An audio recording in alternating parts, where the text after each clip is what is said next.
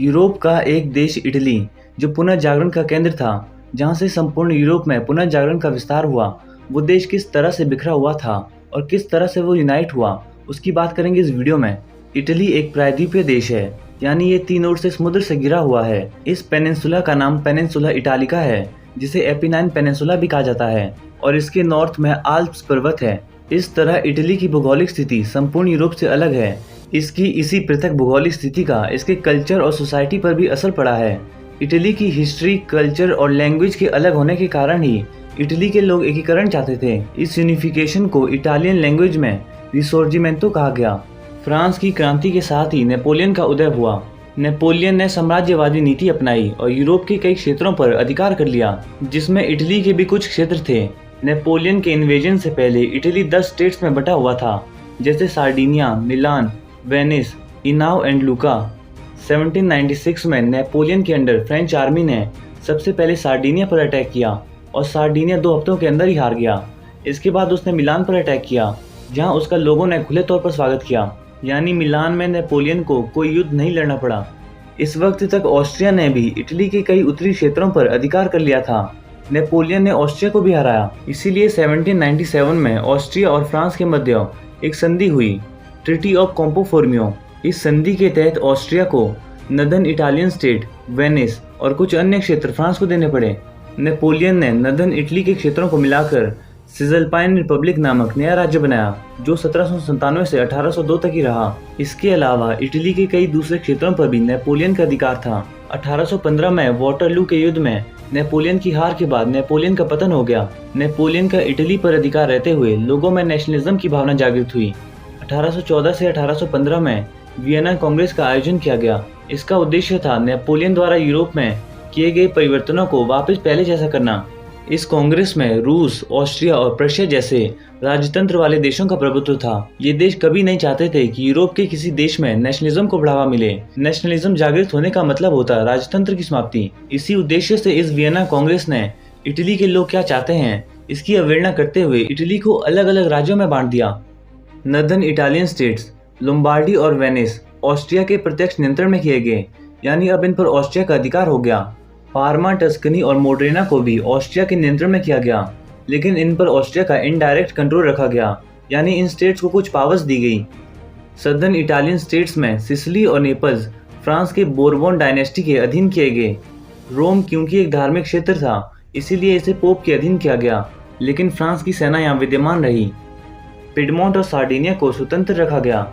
ये एक ही राज्य था, पिडमोंट सार्डिनिया के नाम से। यहीं से इटली के यूनिफिकेशन का आरंभ हुआ।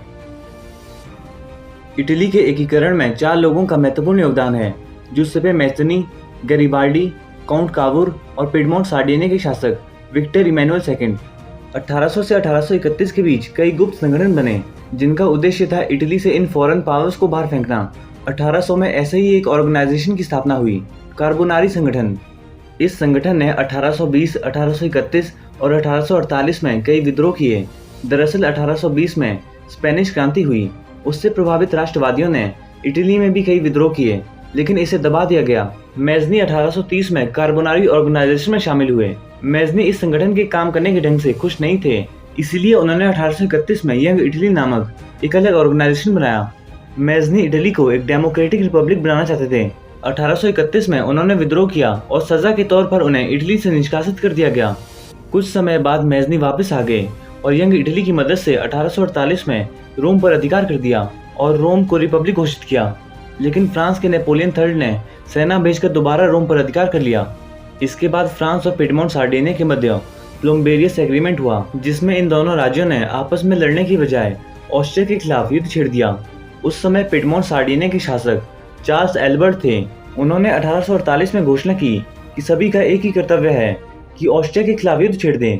1848 में इटली के हर राज्यों में विद्रोह होने लगे, लेकिन ऑस्ट्रिया ने अपनी सेना भेजकर इन विद्रोहों का दमन किया और पिडमोंट सार्डिनिया के साथ बिग बैंगो की संधि की, जिसके तहत स्थिति पहले जैसी हो गई, यानी जो क्षेत्र जिस देश के पास थे वो उसे वापस मिल गए।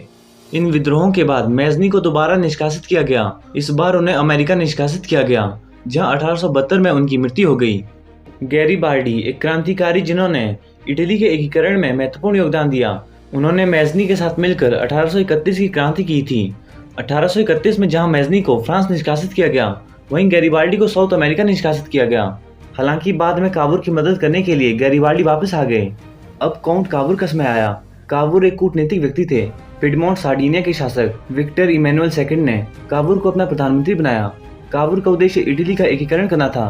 पिडमोंट सार्डिनिया में कई रिफॉर्म्स किए गए। इकोनॉमी को मजबूत किया गया। मिलिट्री में भी कई रिफॉर्म्स किए गए। लोगों को कई अधिकार दिए गए। इसी बीच 1853 से 1856 में क्रीमियन वॉर हुआ। इस वॉर में एक और रशियन एम्पायर था और दूसरी ओर फ्रांस, ब्रिटेन, ऑटोमन एम्पायर और पिडमोंट सार्डिनिया था। इस वॉर का कारण था रशियन ऑर्थोडॉक्स और रोमन कैथोलिक्स के बीच टकराव। फिलिस्तीन में चर्च ऑफ नेटिविटी था। फ्रांस मानता था कि कैथोलिक्स के पास सभी धार्मिक स्थलों के नियंत्रण का अधिकार है, जबकि रशियन ऑर्थोडॉक्स मानते थे कि ईसाई धार्मिक स्थलों पर नियंत्रण का अधिकार सिर्फ क्रिश्चियन ऑर्थोडॉक्स को ही है। ईसाई धर्म में अलग अलग शाखाएं हैं, जैसे कैथोलिक्स, प्रोटेस्टेंट्स और ऑर्थोडॉक्स। ये ऑर्थोडॉक्स या रूढ़िवादी बहुत ज़्यादा धार्मिक अनुष्ठान करते हैं और ये पोप को नहीं मानते। इनका अपना अलग सुप्रीम लीडर है। आज के समय में रशिया, यूक्रेन और ग्रीस जैसे देश क्रिश्चियन ऑर्थोडॉक्स में विश्वास रखते हैं, जबकि फ्रांस, इटली और ब्राजील जैसे देश कैथोलिक मत में विश्वास रखते हैं। आज के समय में Christian Orthodox leader Bartholomew first है और प्रेजेंट पोप फ्रांसिस है। इस क्रीमियन वॉर में रशिया की हार हुई और उसके बाद पेरिस में एक पीस कॉन्फ्रेंस बुलाई गई, जिसमें पिडमोंट सार्डिनिया की ओर से कावूर ने भाग लिया। दरअसल पिडमोंट सार्डिनिया इस युद्ध में इसीलिए शामिल हुआ था ताकि ब्रिटेन और फ्रांस उसके पक्ष में आ सके। अब कावूर ने अपनी डिप्लोमेटिक स्किल्स का यूज किया। 1858 से 1859 में कावूर ने नॉर्दर्न इटालियन स्टेट्स लोम्बार्डी और वेनिस को ऑस्ट्रिया के खिलाफ भड़काना शुरू किया। लोम्बार्डी पर तो फ्रांस की मदद से अधिकार कर लिया गया, लेकिन कावूर वेनिस को नहीं जीत पाए। अब लोम्बार्डी के चले जाने के बाद पार्मा, टस्कनी और मोडेना में भी ऑस्ट्रिया के खिलाफ विद्रोह होने लगे। ऑस्ट्रिया ने इन विद्रोहों को आर्मी की मदद से दबाना चाहा, लेकिन ब्रिटेन और फ्रांस के दबाव के कारण ऑस्ट्रिया ने ऐसा नहीं किया, क्योंकि फ्रांस और ब्रिटेन को कावूर पहले ही अपने पक्ष में कर चुके थे। इसके बाद पार्मा, टस्कनी और मोडेना में जनमत संग्रह करवाया गया और यहाँ के लोगों ने पिडमोंट सार्डिनिया के साथ रहना चुना। अब कावूर की नज़र फ्रांस द्वारा नियंत्रित नेपल्स और सिसिली पर थी।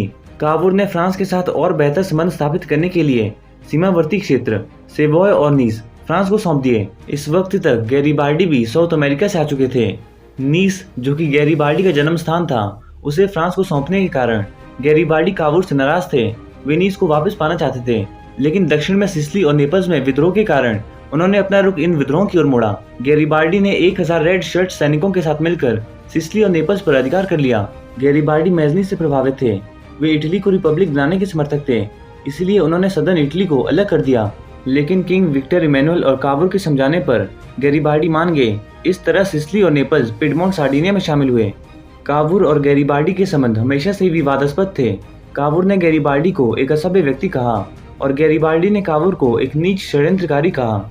1861 में कावूर की मृत्यु हो गई, लेकिन अभी भी वेनिस और रोम पिडमोंट सार्डिनिया में शामिल नहीं हुए थे। वेनिस ऑस्ट्रिया के पास था। ऑस्ट्रिया 1860 के बाद कमजोर पड़ने लगा था। 1866 में ऑस्ट्रिया और प्रशिया के मध्य एक युद्ध हुआ। इस युद्ध में पिडमोंट सार्डिनिया ने प्रशिया की मदद की और बदले में प्रशिया ने वेनिस पिडमोंट सार्डिनिया को देने का वादा किया। इस युद्ध में ऑस्ट्रिया हार गया और ऐसे वेनिस भी पिडमोंट सार्डिनिया में शामिल हुआ। रोम पर पोप का नियंत्रण था और वहाँ फ्रांस की आर्मी रहती थी। 1871 में फ्रांस का प्रशिया के साथ युद्ध के कारण फ्रांस ने रोम से अपनी आर्मी हटा दी और रोम पर भी पिडमोंट सार्डिनिया का अधिकार हो गया। ऐसे इटली 1871 में यूनाइट हो गया।